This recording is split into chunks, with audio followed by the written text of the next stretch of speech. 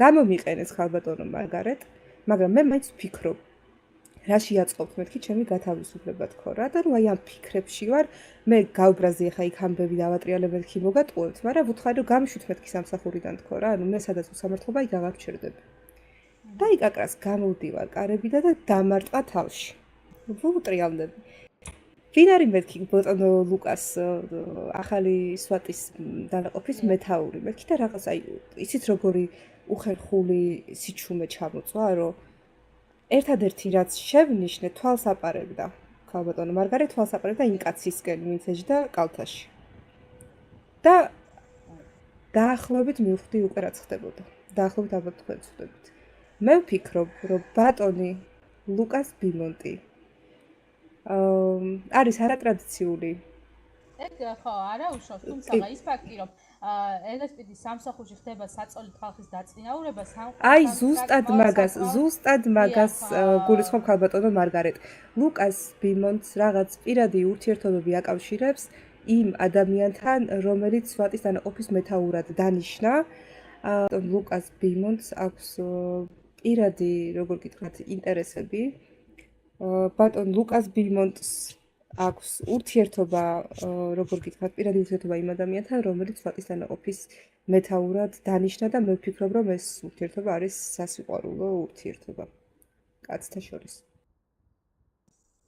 სამწუხარო რეალობა, შტატში ახალი დანიშნული ელესპიდის უფროსი აწინაურებს ხალხს საწოლიდან ჭორია თუ რეალობა ამას დრო გვიჩვენებს და აუცილებლად ჩვენი გადამღები ჯგუფი და ჩვენი ჟურნალისტები მოიძიებენ უფრო დეტალური ინფორმაციას, თუმცა ფაქტი ფაქტად რჩება, რომ ქალბატონი კარტას უმიზედოდ დაქვეითება მოხდა წოდებაზე და მისი ადგილი ზუსტად იმ მაწვილმა დაიკავა, ვინც მას მუხლებში ეჯდა ამ ბატონს რამოდენიმე საათის წინ.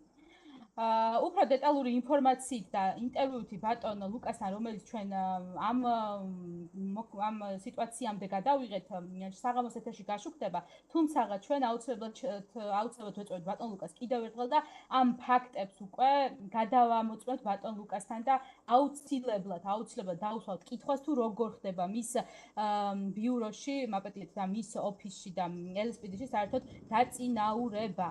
რეალობა ის არის, რომ შტატში ქალების უფლებები ხშირად ირღვევა. ხშირად სუსტი ქალი, როგორც ესეთი ერთი შეხედვით სუსტი არ არის. ჩვენი ვეზენ ნიუსის ტელევიზია მუდამ მოხსენებთ იმის საშუალებას, რომ თქვენი ხმა მიაწოდოთ ხალხს. თქვენი პოზიცია დააფიქსიროთ იქ, სადაც ზოგჯერ თქვენი სიტყვით შეიძლება ვერ გაიტანოთ თქვენი სიმართლე.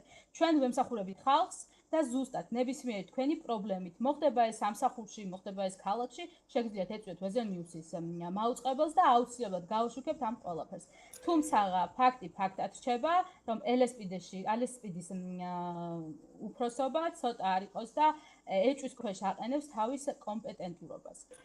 მე რა მინდა ეხლა ბოდიში ქალბატონო კი დავამატებ აუცილებლად.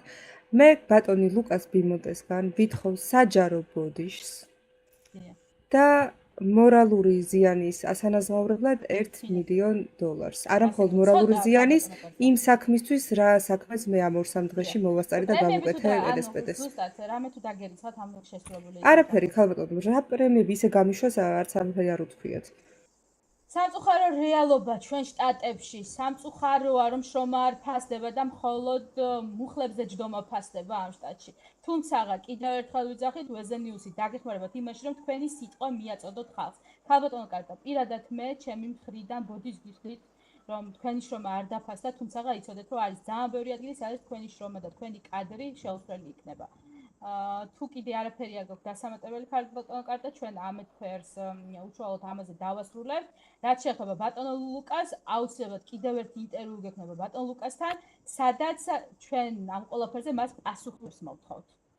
კი ბატონო, მადლობა ქალბატონო მარგარეტ, რომ მომეცეს შესაძლებლობა გამეჯგერებინა საჯაროდ.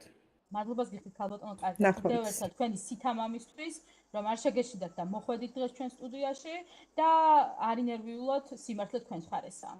მადლობადით. თქვენთან იყო ვეზენ ნიუსი და მისი დირექტორი ქალბატონი მარგარეტ მორიეტი და კარტა კრავტი, აც უკვე ყოფილი სვატის უფროსი და ქალი, რომელსაც არ ეშინია საკუთარი აზრის დაფიქსირება. ნახვამდის.